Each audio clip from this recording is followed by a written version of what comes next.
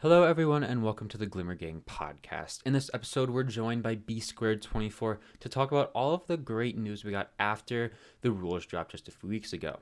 Preface, this podcast was recorded live on Twitch, so if you do want to catch us there and catch the live podcast, you can go check out those when we do go live. But for now, everyone, take it away.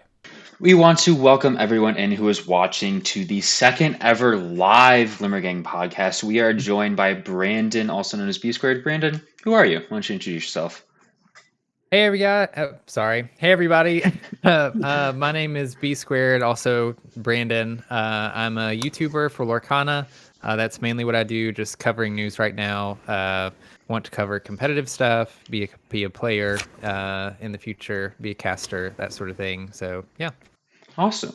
Well, we have all joined up today to talk about all of the other stuff we got after the new rules last week. We got a huge rules drop. If you guys haven't seen our podcast, you can go check that out on YouTube, Spotify, or a few other podcast platforms. But to start us off, we are going to look at organized play.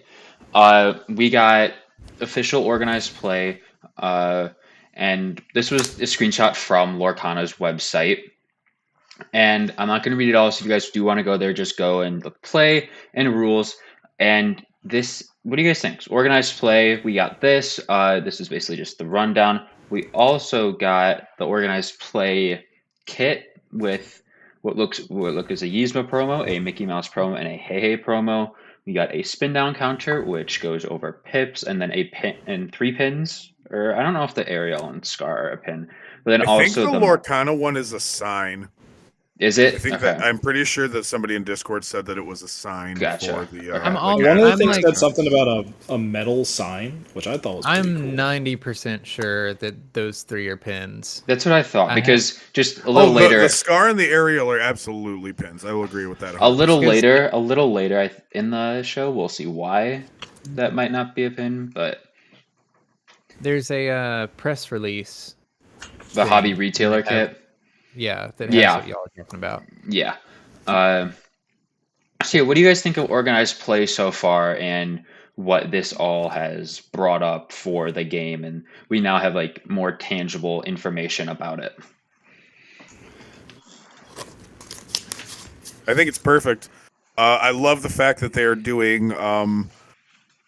Basically, the LGS gets to choose, right? They could run tournaments to do points, or they could run a more casual, like, it sounds like it's going to be like an objective-based type thing to gain points, which I love that, because you can gear it towards your audience, because not everybody has a super competitive group of players at their LGS, and some people want to gear this towards kids, who a lot of kids that haven't played a lot of TCGs aren't going to want to be, like, jumping into tournaments. They're going to be a lot more stimulated by doing, like, hey, bring a friend, teach your friend, that kind of thing. So I think what they're doing so far is pretty brilliant. And I already get vibes of, like, Pokemon League from back in the day with the chart and the stickers.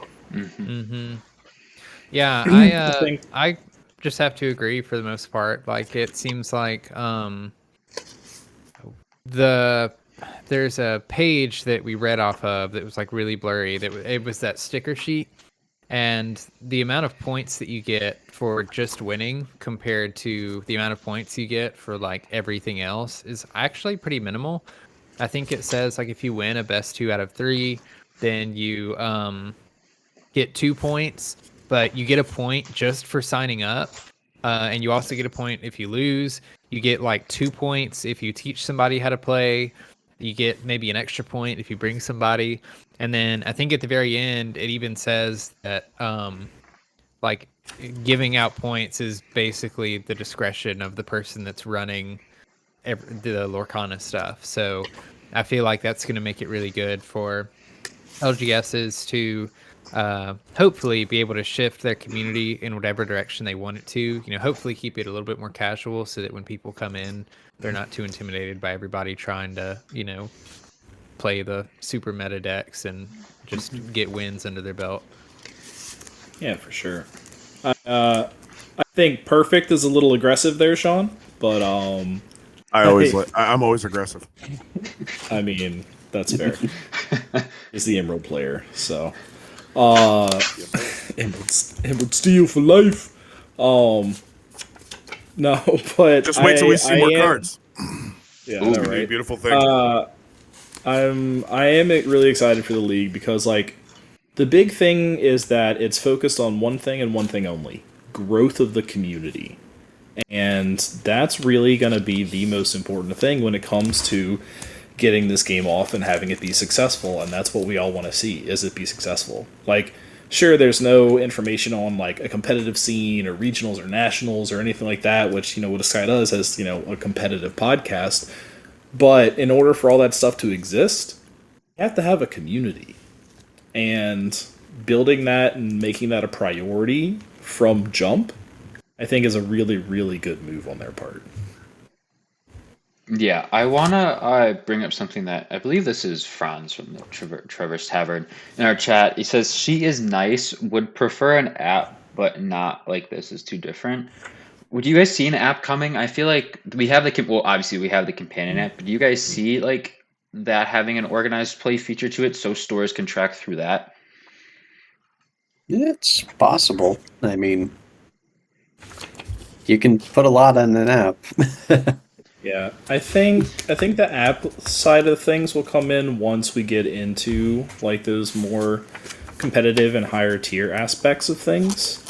But I think like the sticker thing is kind of, I mean, it's potentially a double-edged sword if you don't have a lot of participation, but it's kind of ingenious where you just get to, one, you get to have that whole elementary school kid feel of like, yay, I got a star, you know, whenever you do something, and you get that immediate gratification of seeing, you know, the results of your actions. But then furthermore, it's like when somebody comes in, they can look at it on the wall and they can see all these people with all these stickers and be like, about. And you're just like, yeah, these are, you know, rewards for, you know, all the players that come in, you know, whenever they, you know, play a game or teach somebody or whatever, they get some points and, you know, they get some cool goodies, and you can see like a whole list of names on there with a whole bunch of stickers, and then people are going to be like, man, this little crowning thing's popping off. Like, let me check it out. Oh, yeah. Plus, if you sign up, you get a point. Mm-hmm. So It's that right easy. there. That's so Yeah. great that it's that easy. Yeah. And a Tinkerbell. Don't forget about the Tinkerbell. Yep, you get a Tinkerbell. Yep. That's the other thing Tinkerbells. too. The prizes, as far as the cards go, they did also mention those are not going to be exclusive things. They're more going to have like special foil or special art potentially in the future. Yeah. Yeah, not like other games where if you don't do this event, you're not going to get this card ever. Yeah. So And good luck being competitive for the next 6 months. Right. Yeah. Exactly. Yeah. Yeah. I do want to bring up some stuff that I've heard from other store owners in the Discord and Yeah, for stuff, sure. talking about the organized play stuff. I personally enjoy the sheet. I think it's cool. But I know I've heard a little bit of concern from the people that actually help manage the stores, because to them it just kind of looks like extra work, you know, like having to keep up with who's teaching who's winning what, putting a sticker on the sheet. I wouldn't be surprised if a lot of stores end up just making a spreadsheet and like putting everybody's name down and then just typing a number or something every time they do something. Like maybe they'll let somebody go put their sticker on, but I'll be eager to see how involved different LGSs actually are with the organized play stuff, specifically around the sticker sheet. Yeah. I think like my opinion on that is it's not really meant for the LGS to do themselves. Yeah, I Like, feel like it's like giving I- out gold stars to kids, right? Yeah, well, my thing is like, you know, I Or go put it by your name, you know, that kind of yeah. thing. Yeah, that too. Like, you can just have the people go do it themselves. But like, my thing is, you know, when I look at it, I think about professors in Pokemon, and like, it would be the professors of, you know, whatever the Illumineers job, you know, whoever runs the Lorcana scene at the shop, like, you just hand it off to them. That's what volunteers are for. Yeah. But Yeah, I again, would love to I do don't that run an for my LGS, so it might just be blowing smoke. But that's what I envision. That's what I'm probably going to be doing at my shop. Like, I'm going to be the sticker guy. Yeah, I would suggest like everyone that is either watching this live or watching this recording, however, in the future. But if you want to like grow a Lorcana scene, be that volunteer, be the one who shows up and sets up a league every week, and is able to keep this community growing, because the only way we grow this community is by constantly showing up. And if they see Yep. familiar faces, that they see people that know how to play, that are experienced and can help younger people learn, especially kids that are coming in, because there will be an overwhelming amount of kids, I believe, more than even Pokemon. And that game is still Yeah. somewhat geared towards kids, but it's Disney, and it's probably one of the most known, if not the most known IP. Like, Disney, Mickey, Donald, you can go down the list. But just be able to show up and be that person that is running these events, because just you never know how far it can go. Because I've heard stories of trading card games changing people's lives, and I think this game is slowly changing a lot of people's lives. Even and the game isn't out yet, and who knows what could happen in 3-4 years when this kid comes in and sees all these amazing people playing the game. Like, I think it's the least we can do for how good Ravensburger has done and been so far, and it's the least we can do for them to help grow this game. Well, and with kids come families too, right? Like, usually kids aren't just going to show up by themselves. And even in my local Pokemon scene, I've seen where children walk in, don't know how to play Pokemon, and so their parents are there with them trying to help them. And every now and then the parents might sit down and try to learn Pokemon themselves, but they don't have any real attachment to that IP.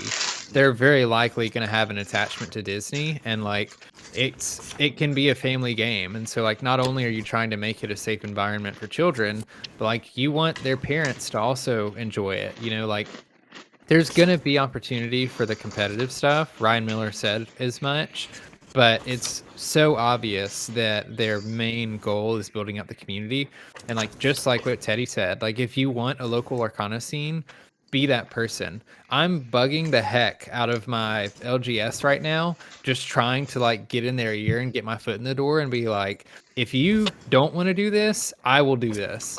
Like, let me volunteer. I'll be here every Tuesday night or whatever night Lorcana night ends up being. Like, I'll be there. And if nobody else is there, I'll sit there and sort cards. But when people show up, you want to greet them with a smile.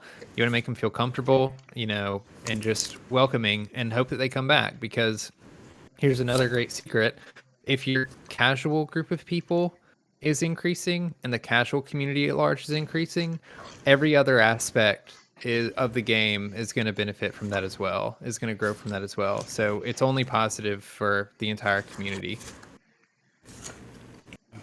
I just love Jonty's idea. Saturday morning cartoons with Lorcana. Like, That's kind of brilliant. Yeah. Do like 10 a.m. yeah. on a Saturday. That'd be perfect. yeah, my shop isn't open at 10 a.m., but Mine open. I think my LGS opens at 10 a.m. I believe. Yeah, I have a bunch I don't know. I feel like I have a lot to choose from in the Chicagoland. Like, I can go a lot of places, but I think especially in indie, there's like one that I've been pestering, and I'm hoping like I might steal that idea from John T. Just because it works. Like, you have these, like, I remember like waking up and going downstairs and watching Disney Channel when I was a kid. Like, that's something that is so nostalgic. And if a store has a TV, throw on some Disney cartoons, throw on Disney Junior, throw on something. And because like even as adults, it's always like refreshing to like see those characters, I feel like, that we grew up watching. And so I think that is honestly a really good idea. yeah, for sure. And like the thing is, like that's not present, nowadays with kids. And I think it'll be, you talk about the nostalgia factor. I think that'll be a huge nostalgia factor for the parents, and like, will help get them involved and make them want to participate. It's just that idea of just sharing that Saturday morning nostalgia with their kids. Yeah, 100%. Uncle Jasper asked a question in the chat. He says, do you think there's really a division between competitive and casual? If you're showing up to an in-store event, you're kind of serious about the game. Go ahead, Teddy. I feel like obviously there's league, and you can host a league, and that can be more like casual. People come to play, and I think you can relate it to Pokemon League pretty well. Those aren't really, I don't know how often around those are anymore, just because I think they kind of slowly went away due to COVID. But I remember like League, you would just go and you would play, and you could play games, you could trade. But then stores would also host events. Like they host competitive events. They host a case tournament. They host a box tournament, and those are the more competitive events. And I think that is something that is just something that at least I know from Pokemon, and I think Brandon can relate to this too. Like the difference between League and the difference between a box or a case. Or now they're bringing back League Cups. They're bringing back those like Yeah. big events that you can earn points to the Worlds. And so I think that's the big difference is having that ability to go in and just play and trade and talk about the game, but then you go in seriously and you're trying to win. Yeah, like the two closest LGSs to me do exactly that. They have every week there's a Pokemon play day, and it's just a casual, like you show up, you play some Pokemon, you can trade with people, you can just hang out, you can do whatever. But then like I think this Saturday or Sunday there's a league tournament that's 4 points, and there's going to be different types of people, or I've seen different types of people that show up to both of those. And I just like to think and look at the player base for all card games. Well, maybe not all card games, but I immediately think of like Magic and Pokemon, and it's like, I'm a lot more familiar with Pokemon, so I'm going to use that as an example.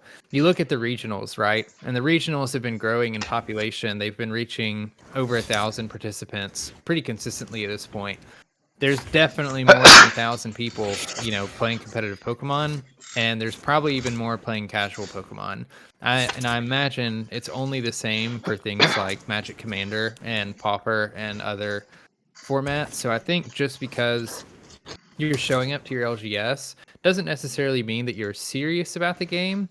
Like I know when I first showed up to my LGS for Pokemon, I was just looking for people to play with. Like if it was competitive, that's cool. I'd jump in on that too.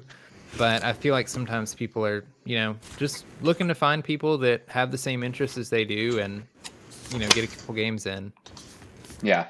I want to highlight something that Cypher just said in our chat. And he said that he thinks there's a difference between casual and social.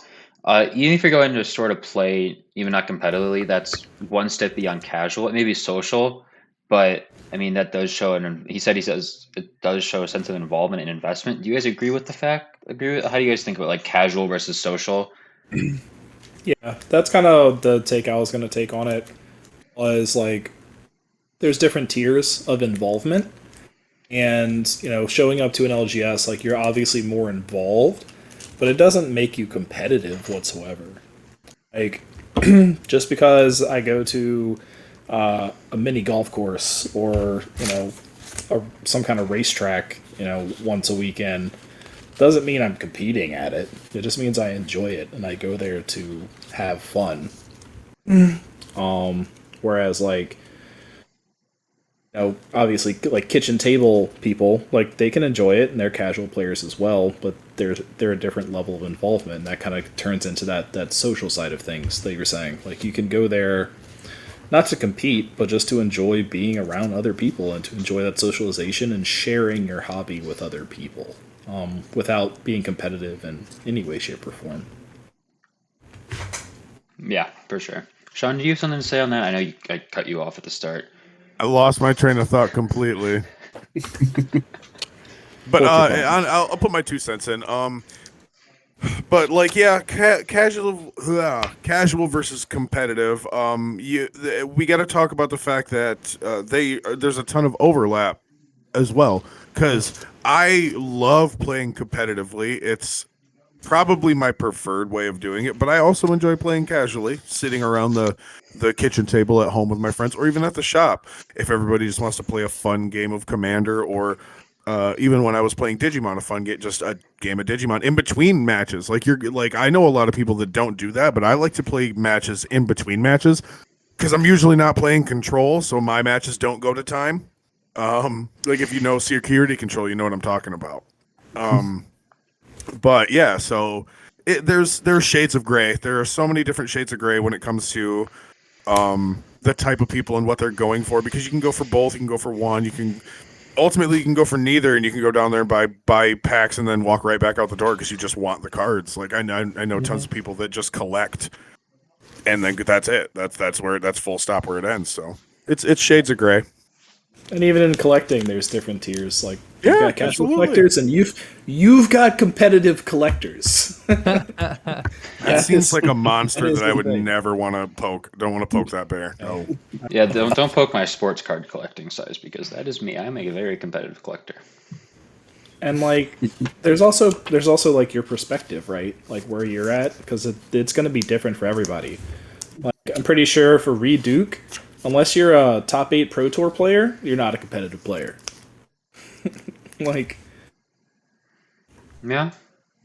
I mean, I think on yeah, some it probably- level, Yeah, you can go, ahead, Sean. sorry. No, I was gonna say at some level, I would agree with that. That probably works. As you move to different levels in your own play experience, it probably does shift your perspective a little bit. So, like the higher level you get, then like Friday Night Magic might be competitive to some people, but you get to a high enough level, and suddenly that's really not that competitive anymore. You know, you're not like you guys aren't like really investing the time and fully optimizing your decks, this, that, and the other. So. Yeah, no, there's definitely there's a slide. It's a sliding scale for sure. yeah.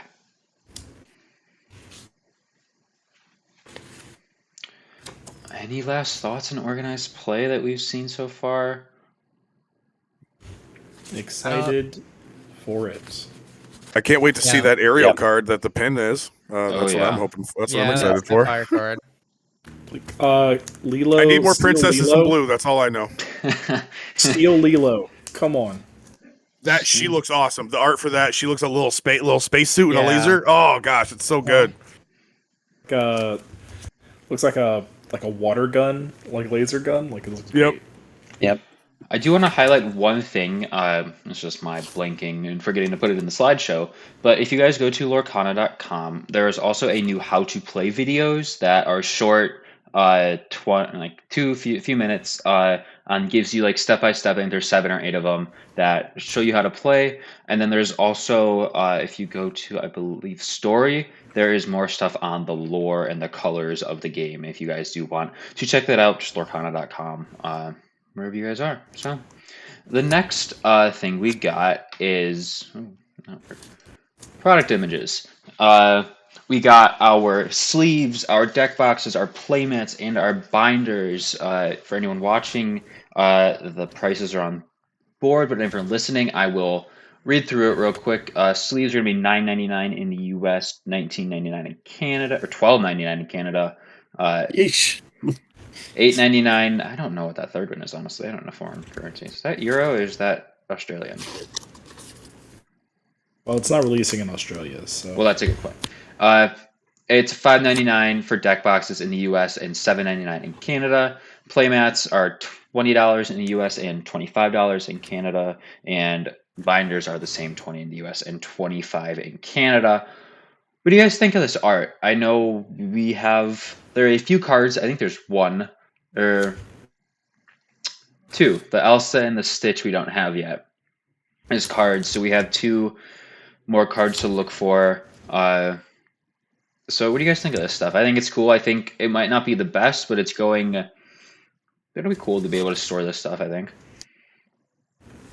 And I've made it very clear how stoked I am for that Stitch portfolio. Yeah, that's pretty nice. Yeah. I had zero interest in buying a portfolio until I saw that Stitch portfolio, and I'll absolutely be buying Yep. it. Yeah, seeing I definitely know which playmats I want to get now. Definitely Steamboat Willie, Definitely Mickey. all of them. Oh yeah. All of them eventually.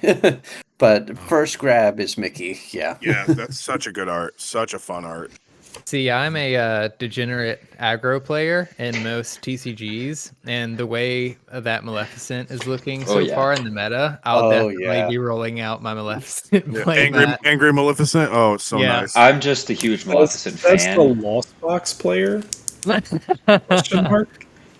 Okay, Brandon, I have to say, you say Maleficent how I say it, and I've never met anyone who says it like that. Do I say it wrong? Say it. Maleficent? I've heard only all people say Maleficent.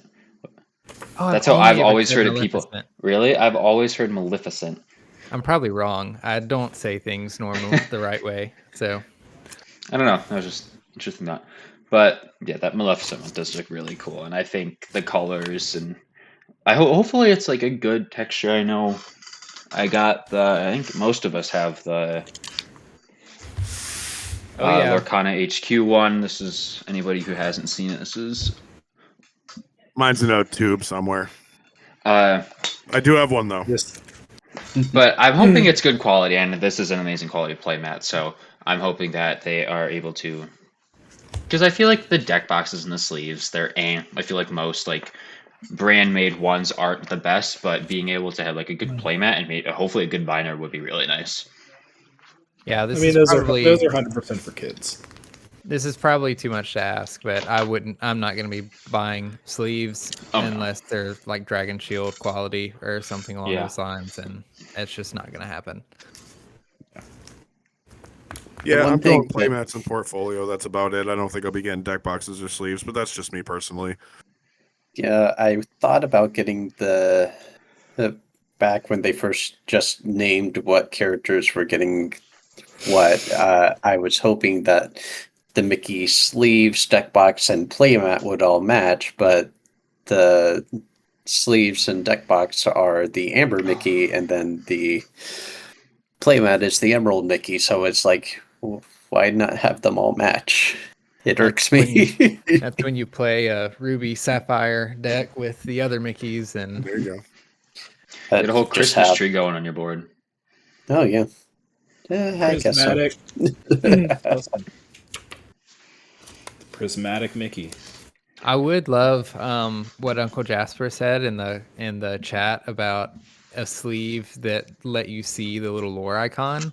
I think that design is amazing, and I'm so not disappointed isn't the right word, but like I wish I could play without sleeves just so that I could have the little ink symbol.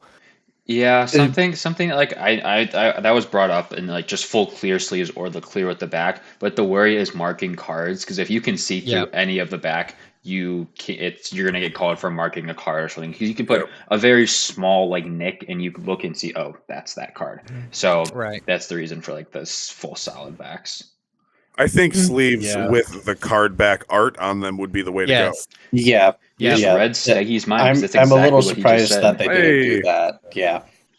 The I think- problem Great with, minds think alike, Steggy.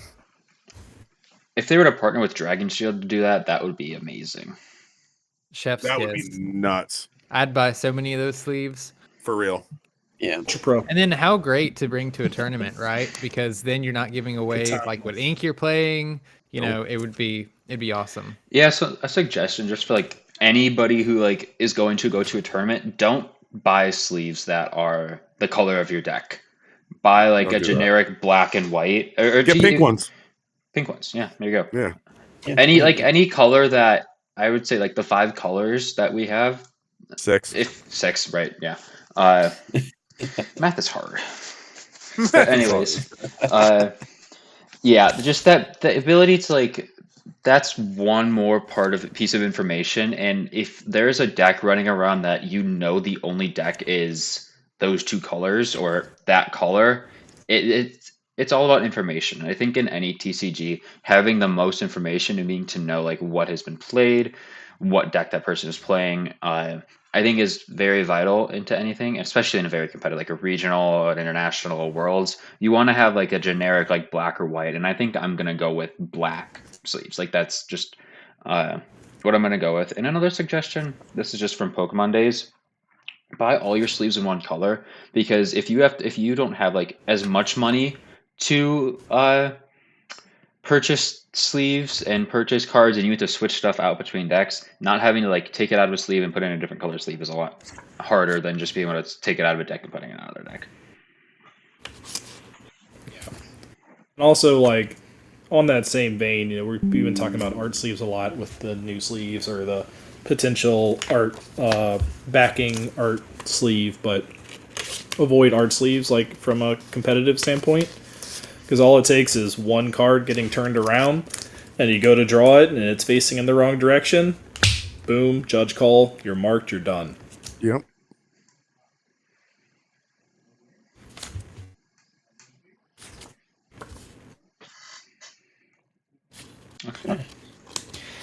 Next section, we were talking about this at the I'll start. go again. Just talk, and everyone's just like, all right. All right. Hobby retailer I'm kit. glad you picked up on the rule. Moving Brandon. on. Oh yeah, I listen. I'm not a fake fan. When Sneaky talks, no one responds. Yep. Do it for the You've seen it's not fake news, y'all. It's not fake news. But no, we have the hobby retailer kit, and we got a bunch of stuff here. There is a welcome to Disney Lorcana letter, and I think this is more for the stores, just welcoming them as a like retailer for the game. You have a Disney metal sign, which I think is the top thing. I think that was what we were talking about earlier between the. I think that Yeah. that little blue was a pin. This is the I sign. think you're right. I must have 40 been thinking about this. I'm 40 Tinkerbell Tiny Tactician cards. I'm gonna guess these are gonna have a nicer swirl, something like that. I'm gonna guess that we're gonna have something there that's gonna make it special. Window cling, and then a medium window cling. So one large, one medium. What do you guys think? None of us really have any affiliation like strongly with an LGS, like working there or anything. So like, I think this is like the normal run of the mill stuff that any LGS would get for being a retailer and stuff. Yeah, this seems like industry standard type stuff. Mhm. If there's any shop owners out there that are listening, and Yeah. Let us you know. know, when the time comes around where you want to get rid of that big metal sign, you know, my DMs are open. I'd love to have one. B squared 24 I'm only on a couple Twitch. hours away. Yeah, something I If thought. you're like, not taking it for yourself. John T goes, "You can pry it from my cold dead hands." Just go find one of these. That is you know, fair. That is fair. I'll go to one of my ones here in Toronto. Sure. I was like, just go find one of these like wonky LGSs that just have no interest in Lorcana at all. And just be like, Yeah. listen, all I want you to do is just pretend. Just Pretend give you me care. that sign. Yeah. Pretend you care. Just pretend you care. I just want the sign. Yeah. I mean, at this point, we know what it looks like. You could probably just get one made. Yeah, I would But love to that's see not like authentic. Prove True. it. I would love to see like something like one of those light up signs that like Pokemon has that they send out. I don't know if they send it out or if it's just be able to be purchased, but I've I've seen seen them, many those are cool. LGSs and they're just like light up Pokemon signs in their windows, and I think that looks really cool. And I think something for Lorcana, especially with like all the great Cool, that's colors we right. have, the colors we Yeah. have, like that would look amazing. Yeah, That Colot just said. gave me a great idea. Yeah, Colot said the metal sign's not industry standard, but the rest of it is, and that's true. Yeah, Yeah.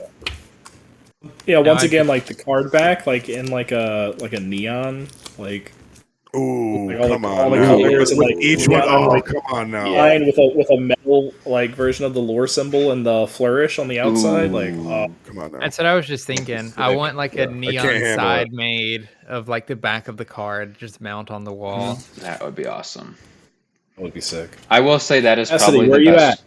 card back of any TCG. Oh, hands down, Yeah, dude. Hands easy. down. Yeah. I think it's due to the fact that it's a conscious decision because it's part of the game. So Yeah. they couldn't just Mhm. slap any old back on it and call it good, you know? Hmm. And then you have to cover it up. I know. Yeah. I'm gonna guess they did think about the fact that it will be covered up, but I still think that effort to make the card with that back is something that's really nice. On that note, there's actually been a lot of talk about that. Mostly I've seen it on Facebook, but probably some other places. But people being like really complaining about the ink and the ink well system and placing your cards face down and how it's not, aesthetically pleasing, especially if you have sleeves. What are people's thoughts on that? You too, chat. Honestly, my only concern with it, I don't so much care for the aesthetics. I'm not really bothered by that all that much. I don't think it would be much better if the cards were face up. I think it would be more confusing. Mhm. But something that I am a little bit concerned of is how easy it is for like somebody to be holding their hand of cards flourished, and you have your inkwell down at the bottom, it would be so easy for you to just like hold your cards in your right hand and then just like lean over and just be like, oh wait, what does that card read? And then just like set one or two of your cards down in the inkwell and then pick your hand back up.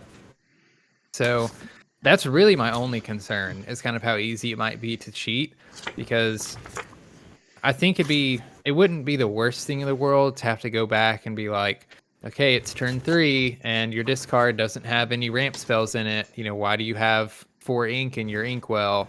But like in tournament play, that's going to take up so much time and it's going to be kind of annoying. So I'll definitely be more attentive to my opponent and like what they're doing, especially if they do anything like that. But in regards to aesthetics, like I don't think it looks bad. Like the worst is if you have like a black card sleeve and a black playmat, and you're playing your black card sleeves on top of your black playmat, and it's kind of hard to see. But other than that, I don't care. Yeah, it really doesn't affect me. I think like just like turning the cards maybe it has to, like, 'cause you have to turn them one by one, and I think it might just take a hot sec to do. If you have like 8, like having to pick up and rotate 8 cards may take a hot quick sec, but like I think the only thing like you brought up with the cheating, I think that might be the only thing that we have to run into. Or I feel like the opposite way, if someone's at like 10 ink, like they have blue ramp and they know they put something down early game that's like a 6 cost and they want to pick it up, they could reach over and if they know exactly what it is, slowly slide it out and put it back into their hand and stuff. So I think that's just like you have to be very attentive to watching that and making sure you know how much they have. Because I'm thinking I'll keep a die and like take it up like and just keep it off the board just to know how many they have. Like when they put one down, okay, I move it up to however much, and I think that'll be something that could help. That's not a bad idea, just to keep track of it with a die.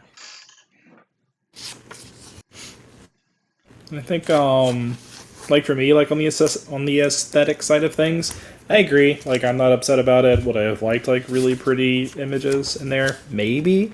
But also, like Brandon said, like it kind of it can be distracting, visually distracting, and I do like that all the focus of the game is on the actual gameplay part, and the resources are just back here being resources.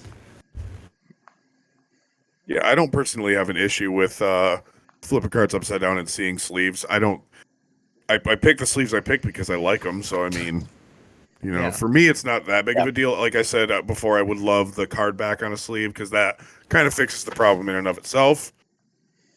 I mean, I guess we'll kind of see if the quality of the sleeves that Lorcana puts out is any good. If they are, then maybe we just start nagging them till they make the Lorcana card back ones. Yep. You would hope that they're emailing. good, but like you have to think. Like you look at the Pokemon sleeves, you look at The the Magic sleeves. Pokemon ones Yeah. aren't great. That's the reason I think that Magic doesn't do. I think if they've done sleeves in the past, they don't do them anymore, and I couldn't imagine they'd be any good. Being honest. Yeah, like the ETB sleeves, they've gotten a little better, I'd say, but they're still not that great. Like they tear after one game. Yeah, my Yeah. kid has some of them for his Pokemon cards, and I was when we were like sleeving up his rares, I was not impressed. One thing I will say, there is no like deck search in this, and like you have to put stuff on the bottom of your deck and shuffle and stuff. But I feel like the amount of shuffling you're going to be doing compared to like a game like Pokemon is going to be significantly less because we don't have deck search. At least we don't yet. But I feel like in the beginning, yeah, I feel like that might be something that will help the wear and tear of cards because I know that shuffling is what gets it down. So I mean, personally think if we do get deck search or tutors or anything like that, it's going to be top 3, top 5 cards. It's not going to be looking through your whole deck. Yeah, I'm eager to see what Filtering. what we see in the first chapter in regards to that, because obviously right now card draw is something that's needed, just because by turn 5 or 6 you're basically top decking Yeah, everything. you're running out of gas. So I'll be interested to see if it's just like a literal draw 3 card, or if maybe you're not deck searching, but like if you're drawing the top 5 cards off of your deck, are you shuffling stuff back into your deck, or are you just placing it on the bottom and you keep going? I think placing on the bottom wouldn't be bad. I think that I also get to think kids, like, I'm not trying to like subject anything, but like they sometimes will have a harder time shuffling because their hands are smaller, and that like the 60 card deck, that's a good chunk of cards in your hands. So that being able to like say, okay, draw 5, pick 2, put the other 3 on the bottom of your deck. Boom. As simple as that. I think that would be something that could really be beneficial to make it simpler on the kids. It's an option. Yep.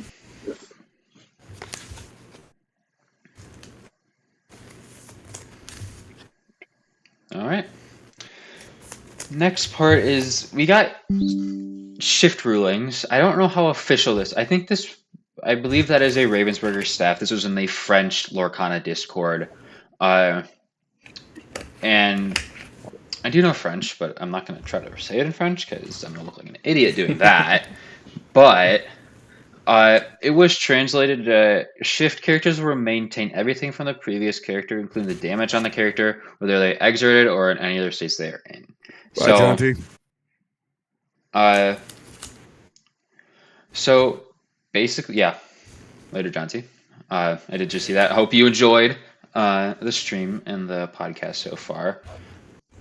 But what do you guys think of shift? I think kind of what we all expected. It just comes down. It's kind of like evolving in Pokemon in a way. I mean, it's essentially digivolving, isn't it? Too, isn't it very similar?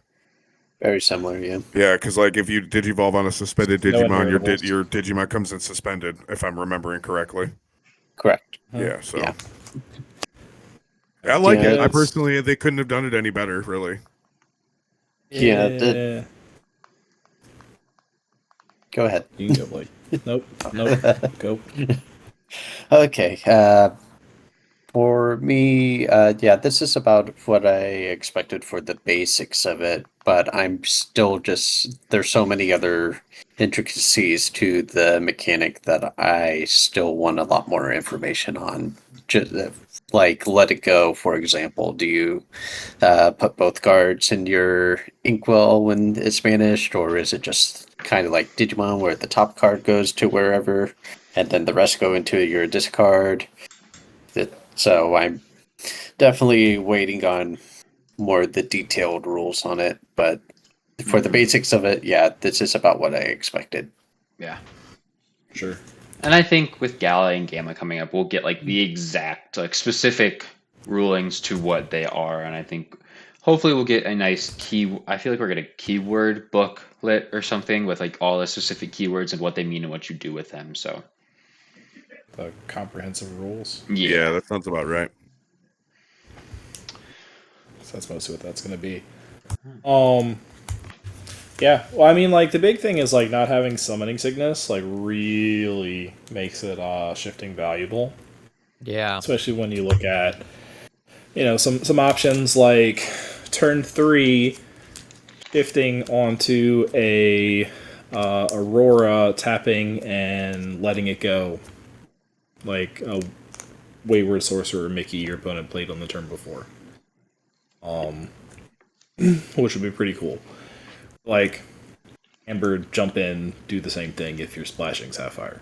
Like, well, no, never mind, that doesn't work. Or you could go the turn 4 Stitch. I feel like that's not bad to get your draw engine out. So Yeah.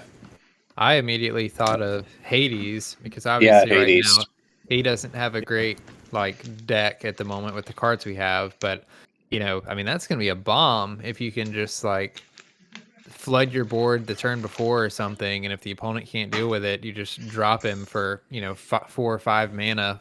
You can immediately quest with. Like that's just a game ender. Or turn 5 Ruby Aladdin is just such a just gonna mess with your opponent's head so much because they're gonna have to make decisions on whether you have Aladdin in your hand or not, and you might not have him, but just the threat of him might be enough to make them basically pass that turn and give the tempo to you. Yep. Which is huge because they don't have the opportunity to react to him. He just comes out and smacks something, and yeah, scary. I'm really glad it's to super scary. like just like y'all said, there's still a lot of intricacies that need to be worked out that we don't know how they work so far, but I'm glad we have something to work with on shift because it definitely like this ruling really opens up more possibilities, it feels like, to really interesting and dynamic gameplay, like where there might be a little bit of interaction that's not there, where you can't play stuff on other people's turn. You're still really having to think exactly like you said about that Aladdin that could come down on turn 5, or the Hades that might come down turn 6, and like sort of do a lot of poker facing and reading your opponent to try and figure out what's in their hand, what isn't. Mm-hmm. There's going to be a lot of risk analysis. Lots of risk analysis. Yeah. Also, Kanan the chicken. Okay, so we're talking about cards. Why don't we talk about all the new cards we got? We got a lot of new Amber cards. The most, I believe we got 11 here. We have Mickey Mouse, we have Hades, we have Hehe, we have Lefu, we have Minnie Mouse, Moana, and Stitch as all of our characters. There's our baby Stitch and our baby Hades for Shift. We also got a song as part of your world. We get 2 actions, control your temper, and just in time. And we also got 2 items in Lantern and Dinglehopper. What are your guys' thoughts on these new Amber cards? I Lantern love stacks. most of them. Yeah. Oh God. How much time do we have? Seriously, As much time as we Lantern's want. amazing value. I don't care what anybody says. Lantern is amazing. It is. Yeah, that's basically a free mana. So Yeah, you run that in your amber aggro deck, and you're playing so many cards a turn with Rockstar Stitch out. It's silly. Oh yeah. Amber. Yeah, we were Go ahead, Brandon. we were doing some calcs. I say we. Knive was running some calcs in Discord earlier today, trying to figure out, 1, if Lantern works on shift, and then 2, does Lantern stack? And there's just like an absolutely nutty combo where I forget what it is. It's like turn 1 you do Stitch New Dog, turn 2 you play Lantern, turn 3 oh yeah, it doesn't even have to stack. Turn 3 you can play an ink or not play an ink, and then you can shift Lantern, Rockstar Stitch down, and then like with the best hand, I think turn 4 you've got like 4 or 5 cards in hand, and so if like 3 of those cards are 1 or 2 drops, you can just spam a couple 1 and 2 drops and just fill your hand right back up on turn 4. Like, it sounds disgusting. That is, I mean, it does say you pay 1 lore less. Oh, not lore. What's the word? Someone give me the word. Ink. You play 1 less ink for the next character you play this turn. And when you shift, I feel like you're playing. And shift, what shift reads, when you play this character on top of the other cards. So they're playing the card. I feel like that does affect it. So Lantern reduces shift cost, is what we're saying. yeah. Nope, we are not saying that. You don't think so? Okay, not so saying we're that at all. saying that. Sneaky is not saying that. It ultimately comes down to, are you paying the character's Paying cost, for or an are you effect. paying for an effect? Oh yeah, That's that's the true. question. Yeah, Those things. 'Cause if you're- Yeah. that's true. Yeah. Also, Moana is pretty nuts with the princesses, Moana's especially busted. Mulan. I was not expecting a character like her this early.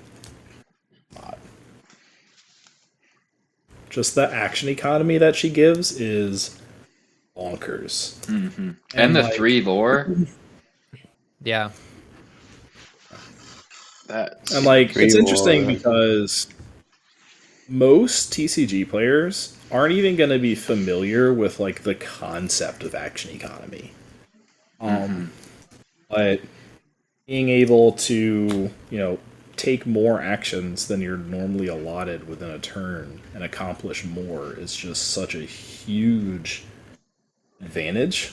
And the way that she's able to just snowball that, like with just a whole, like if you have a whole gallery of princesses out, You can basically take 2 turns in 1 turn. It's crazy. Yeah.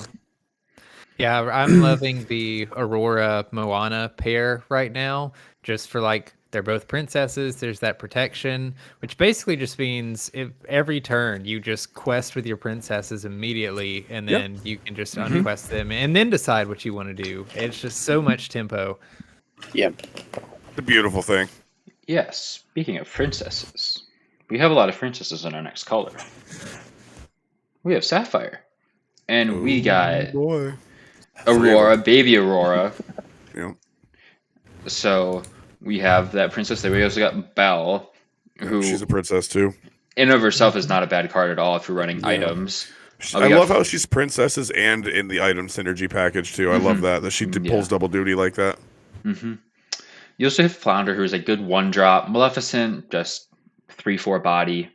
Mickey, who is a ramp blue, is looking like the ramp color.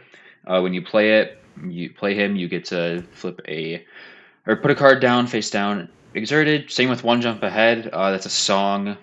You ramp, let it go. I think I've voiced this a lot. This is one of my favorite cards. Just being able to turn something off, but like as soon as they play it, I think that one of the biggest things with that card is being able to know, like, is this worth to play it now, or do I want to wait a few turns until they play a more effective card that may ruin me then? I think you have to, like, risk management, like Sneaky was saying, being able to know, is this a good play, or do I need to wait? We get Develop Your Brain, which is a good first turn card to get more knowledge, ironically. And then Coconut Basket, which is a heal card, so... Sapphire. So too. It's so good.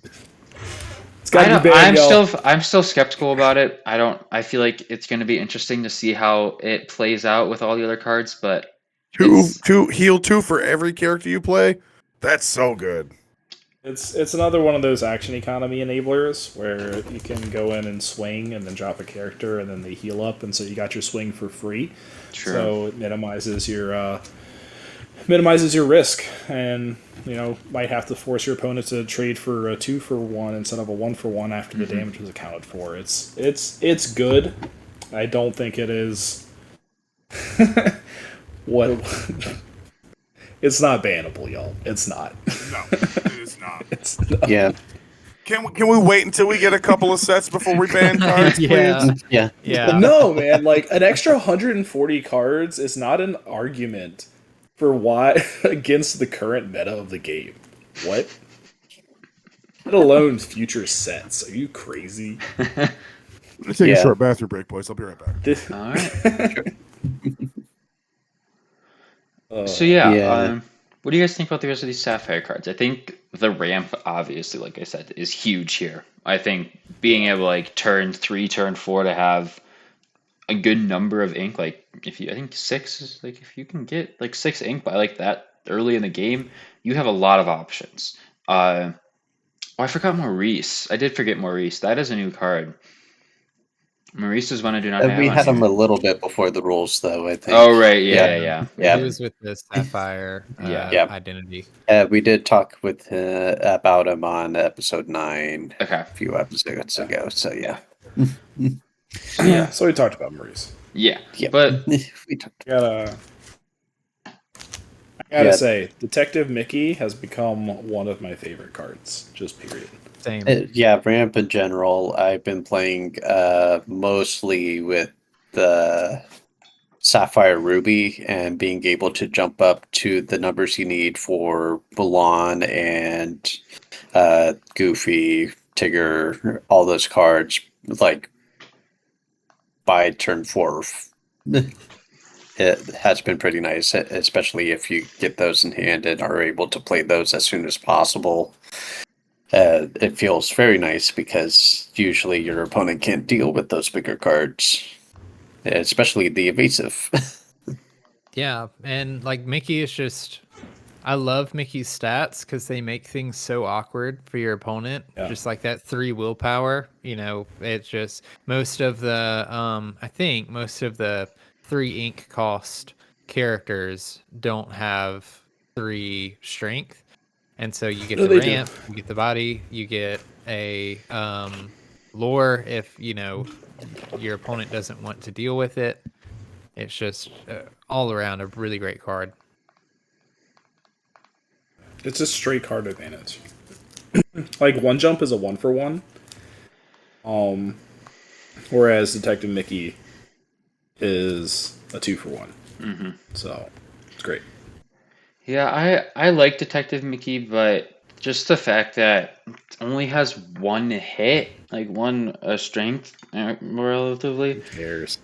I can't get behind just like You play him for the effect, and you don't care if he's gone after that. but I feel like Yeah. playing something for 3 there, like you want to play a good 3-cost card to be able to develop your board state, and when you play that, you're really not developing your board state. I feel like in that moment, like turn 3, turn 4 is where you're trying to get your trying to build up your board state and get those more effective cards down.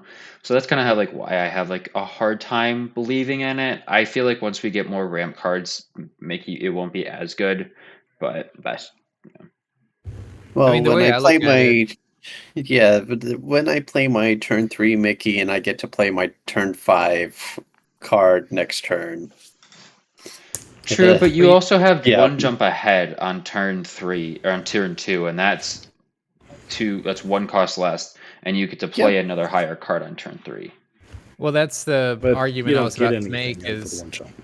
yeah, if like I'm looking at Mickey as a 1-drop character with a 1/3 stat line and a lore. So basically an Olaf. You're basically playing 1 jump ahead and Olaf in 1 card. Yeah. I don't know. I think we got to see more cards. I think there will definitely be a lot more ramp cards that come that will obviously give us more ramp. But yeah. Also about that, everybody. with Sapphire being, at least right now, looking like a little bit more of a controller or control-y ink. You know, if you're playing Mickey Mouse on turn 3 and you can drop a 5-drop the next turn, you know, like if you're ramping, then even if your opponent is building a board a little bit faster than you are, I mean, you have things like Let It Go to, you know, get rid of, like you can just quest the 5-drop that you play next turn because you've already ramped, and then you can let it go after that. Here's my big thing with Mickey is the fact that what I was talking about earlier is he's a +1.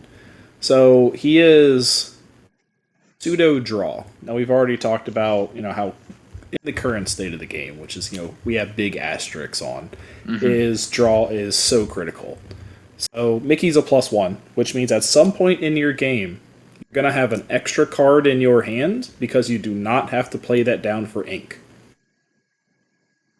So that's one of the big things I like about Mickey. Yeah. Whereas 1 jump, you went 1-for-1. So you traded out a card of your hand, and Yep. I can see that.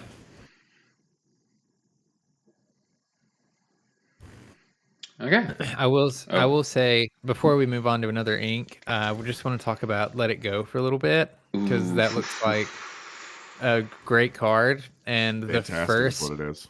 the first thing I thought about was how absolutely hysterical it would be to play with Emerald and Lady Tremaine and just send like every card your opponent plays into their inkwell and trap them. I've seen Lee do that exact thing. It's a lot of fun, I promise. he played a Let It Go. Then he played 3 Lady Tremaines in a row. Yeah. Using the Lady Tremaines to tap. Yeah, exactly. You just get the train rolling at that It's point. true. Blue green or Sapphire Emerald is going to be some silly fun when we get some cool Emerald actions to pop back out of the discard. We just need Emerald so bad. Yeah.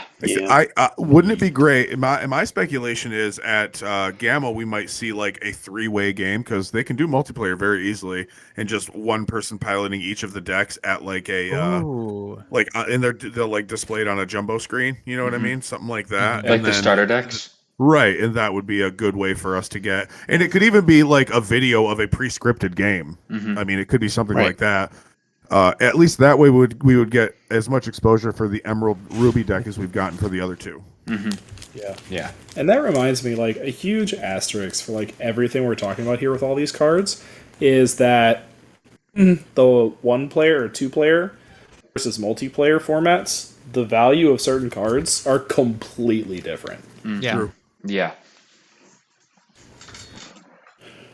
Like, Coconuts and Dinglehopper have huge stonks in multiplayer. True. Huge They're very stonks. political. Aladdin is the most terrifying card in the entire game. Yeah. If you drop an Aladdin in a multiplayer game, be prepared to be the target.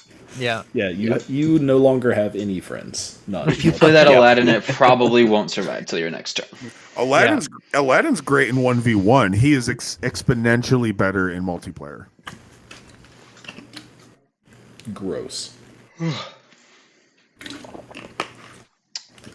Mulan, Elsa, those are some other ones that get more stonks because Mulan, you have more opportunities for someone to tap More challenges. and for you to attack. Elsa, huge political piece. More Yep. things for you to target. More deals you can make. Like, hey, if I if I exert, my bad, y'all. If I exert that, can you deal with it? Oh yeah, man. All right, cool. Yeah, it's gross. Yeah, Cruella too. Yep.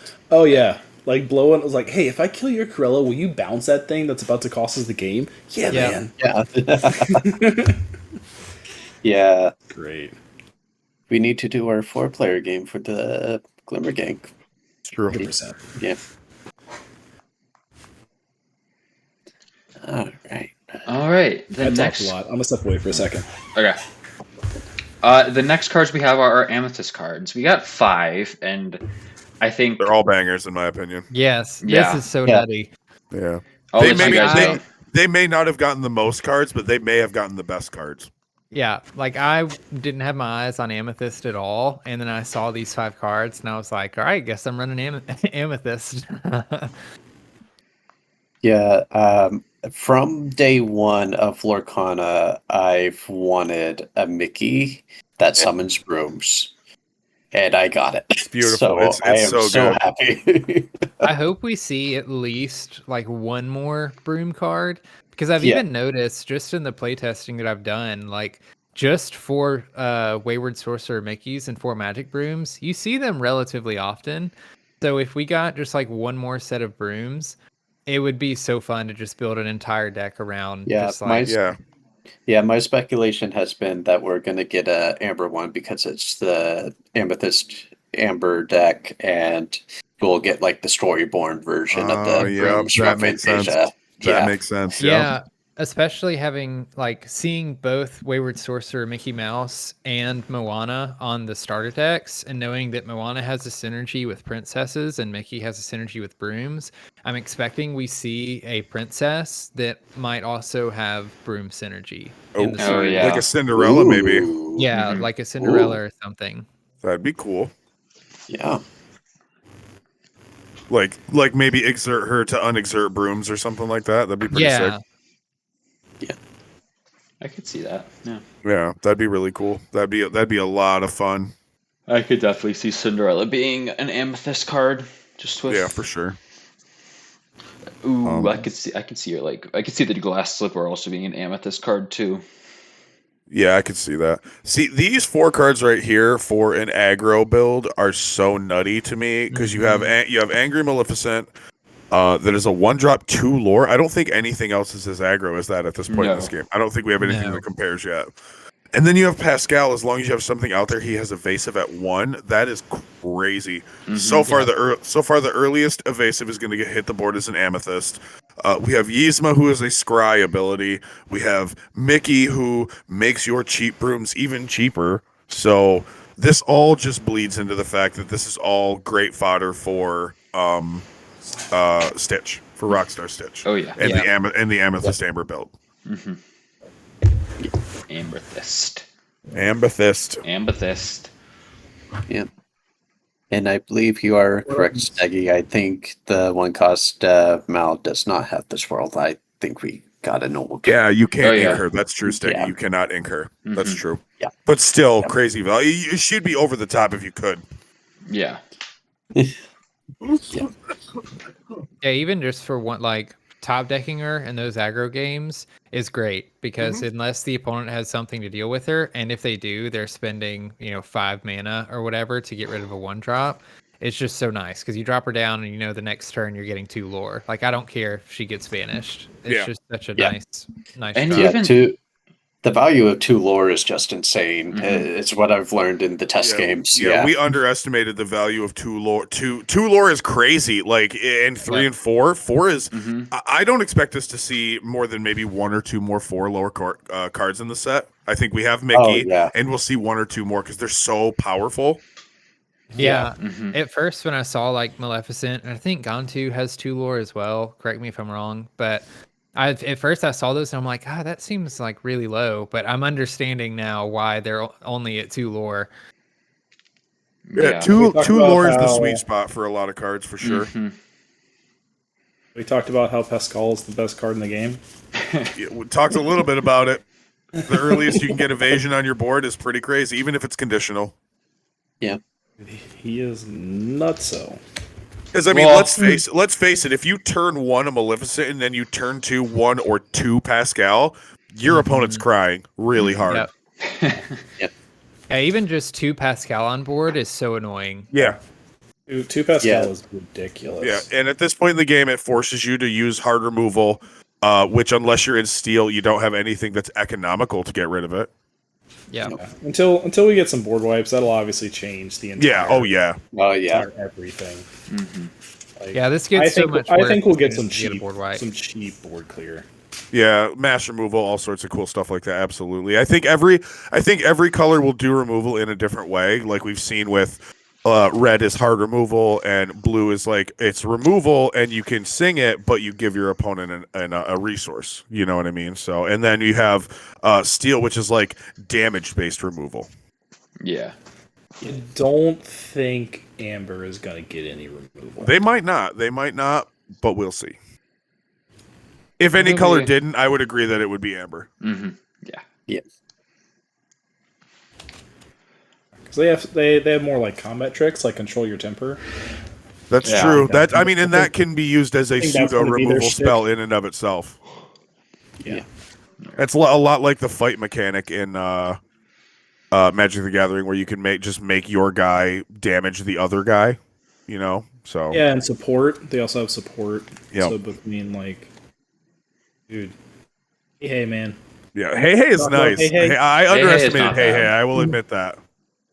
He's solid. It's basically like just a free. It's a free challenge. Like instead of going 2 for 1, you can grab 1 lore and go 1 for 1 instead. Like it's great. True. Yeah, it's nice. He is something you definitely have to answer early game because he can snowball, especially if you get 2 or 3 out. Oh yeah. It hit way above your pay grade. Yeah, exactly. LeFou's coming at you for 4. Like let's go. Exactly. Let's go. Exactly. He's been eating his eggs. Yep. He took Eating his eggs. That's funny. Took some tips from Gaston. Yeah. Right. So we obviously know LeFou is 100%. It's a good card. He's well statted. Only gets better when he's with Gaston. What color do we think Gaston is, boys? Red. Ooh, red. He's red. I Yeah. can see that. Ruby. Yeah, I could see him being in Ruby for That, or I could also see him being Amber. Being Could a be. distinct color. sure. He could be. I mean, he I mean, is. see if they force you into a like ink combination like that. I wouldn't be surprised if we saw him in Amber, to be honest. Yeah. I mean, they're already That would doing make it with sense. just characters.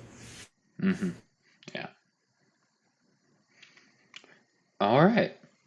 So our next cards, we got new steel cards. We got 3 characters and 2 items. Was cannons? Did I miss cannons? I feel like I definitely missed cannons here. Was cannons before?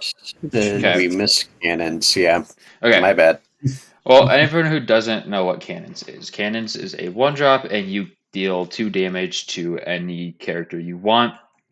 The reason it's so good is because when you play the 4-drop Captain Hook, you get to return that from your discard to your hand, and it kind of goes on a repeat. So we got that card. We also got Kristoff and Simba, and then we have Beast Smear as an item and Frying Pan. I don't think their items are okay. I don't necessarily like Beast Smear.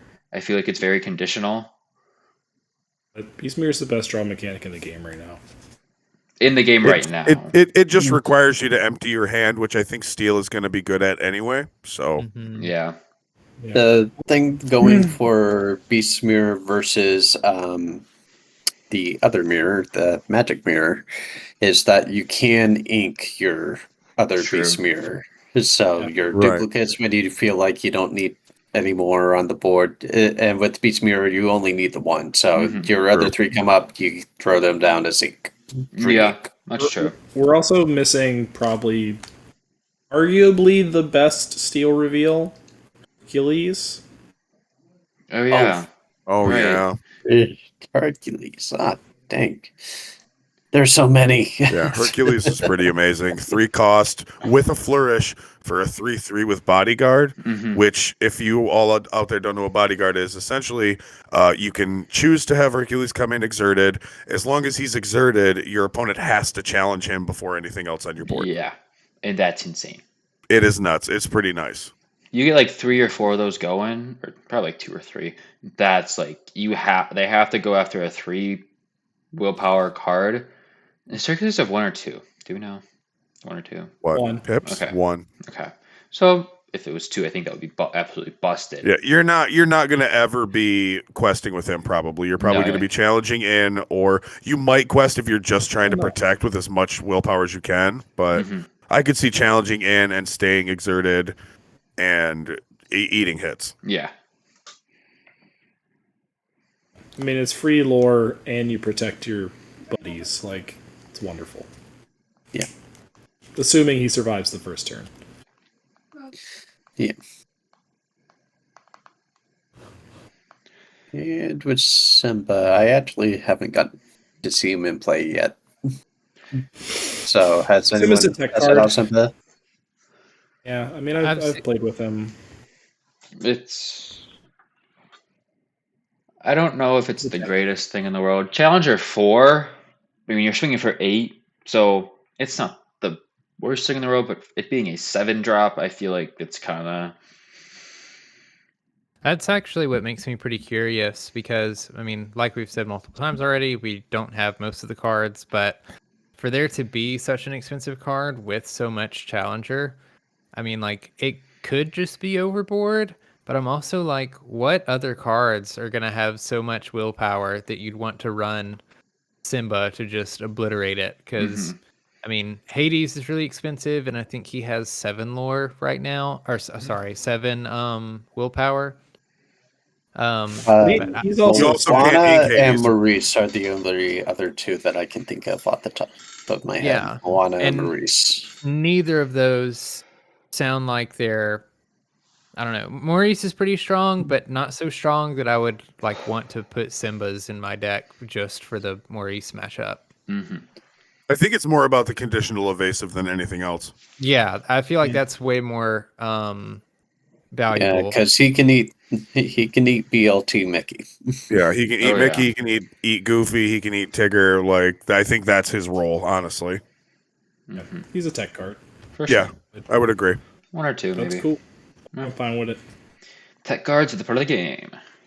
Would I have liked him to be like a more central to a deck, to an archetype? Absolutely. He could become one. He could become one at some point for sure. I think. I mean, not this version, but another Simba. Absolutely. I would love to see a. Because so what is this Simba? Is he Dreamborn or Storyborn? Storyborn. Okay, so seeing a Dreamborn Simba in like Amber or Ruby would be a lot of fun, I think. Yeah. Yeah.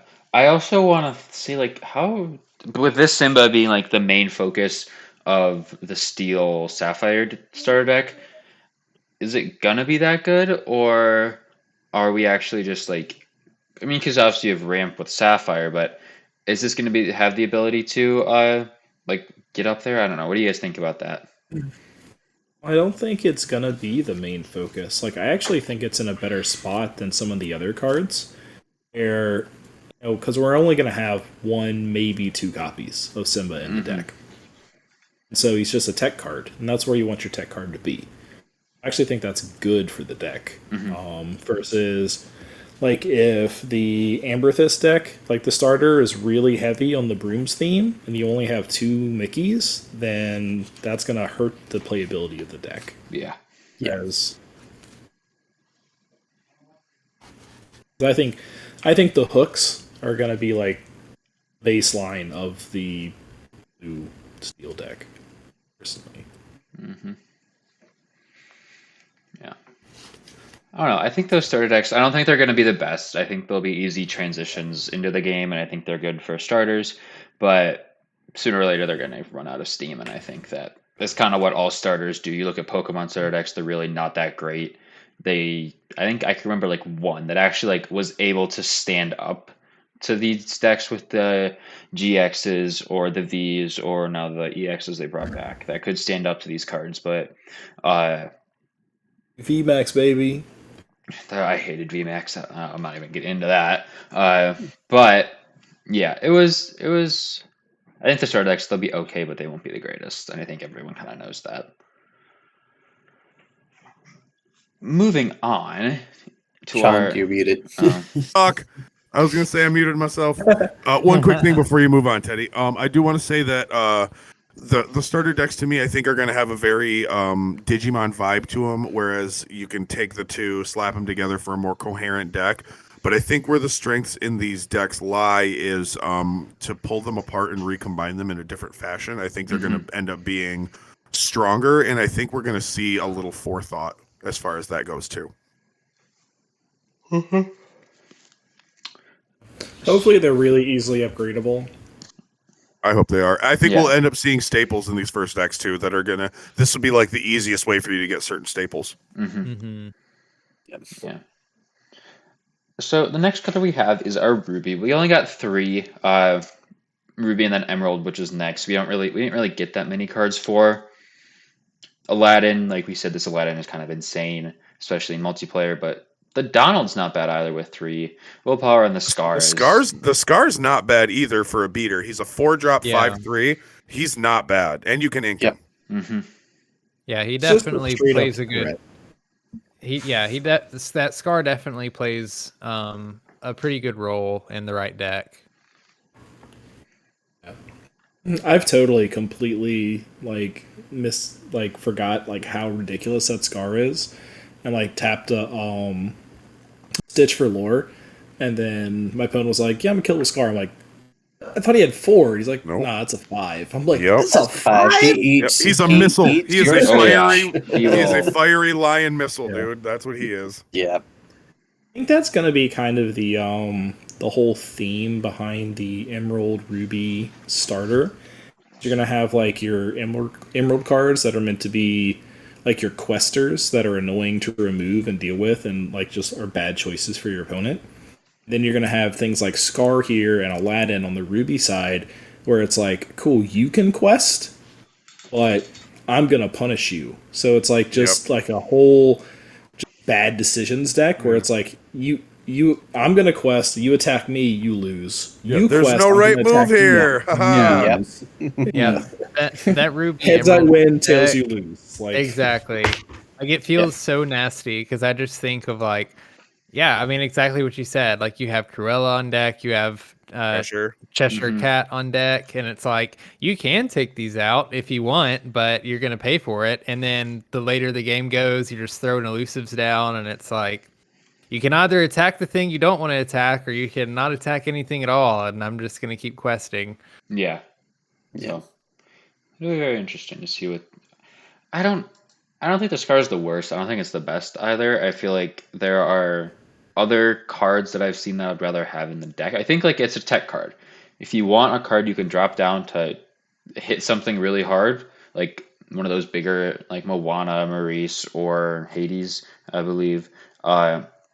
It can hit those and you can take them in 2 turns more or less with like another harder hitter. But I think I'm not 100% and sure. Scar kills Moana and There we go. survives. Yep. Hey, stonks. Yep. So the very last card we got, the only Emerald card we got, Steamboat, Pilot Mickey Mouse, just a 3-drop, 3/4, nothing really too special. It's not the worst, I think. It's pretty good 3 to have that 4 willpower. And Yeah, he's not bad. He's not a bad little body to have out there. yeah. So He was great for the 24 hours we thought he had Tulor for some reason. Right? oh, how That we was the- wish. That was the first game I tested. It was against somebody playing an Emerald deck, and they threw that Mickey down. It was like, two lore. Lost that game. Yeah, Yeah. Steggy just said he's a solid challenger while you quest with your other Emerald characters, which Exactly. Yep. it's not bad. Exactly. He can eat, and yeah, he can drive that boat pretty well, I'd say. I do love that art. Yeah. Yeah. I'm having trouble with like it. I wish everything was black and white, honestly. I mean, I understand Yeah. why, but like the black and white, it's just I don't know. Yeah. It's weird seeing him. Black and white with the colored background. I get it mostly because this is Steamboat Willie being pulled into this world, and this world is in black and white. True, Right. yeah. So thematically, it does make sense. But aesthetically, yeah, it would be really neat to have a maybe if That they might do be an it, alt art. like a full art hmm black and white Yep. Steamboat Willie thing. I think Yeah. that's yeah, the move. yeah. Or imagine how cool it would be if like everything was black and white except for a couple like green, like Ooh, on the like- wheel. ooh. There's like the green gem. That would be cool. Yeah. Alrighty, well, that is about it. You guys have any last thoughts on organized play or any of the new cards we got? Just, I think we're all really excited for what this next weekend is to bring us as well. Yeah. Mm-hmm. I Yeah. will. Oh, Let me see. go ahead. Go ahead, Blake. I'm looking something up. Yeah, just one card I wanted to touch on, just for excitement of what else we might get in this set is with Minnie Mouse reading her flavor text. Wherever the princess goes, her musketeers are. Oh, Yeah. they're around somewhere probably, and I want to see the musketeers, and I'm anticipating that a musketeer Mickey will be our steel Mickey, because at this Mhm. point that's the only one we haven't seen, and he's in all the other inks, so he needs to be in all of them at That's this true. point. Yeah. Could totally be down for that. Mm-hmm. Yeah, it makes too much sense not to be. Yeah. And I guess we'll see Goofy and Donald as musketeers as well. We'll see Yeah, those I two. want to see those two as Mhm. well. I want to see some alternate versions of them. Like, I'm okay with the Ruby Donald, but I want another Donald. Yeah. Okay.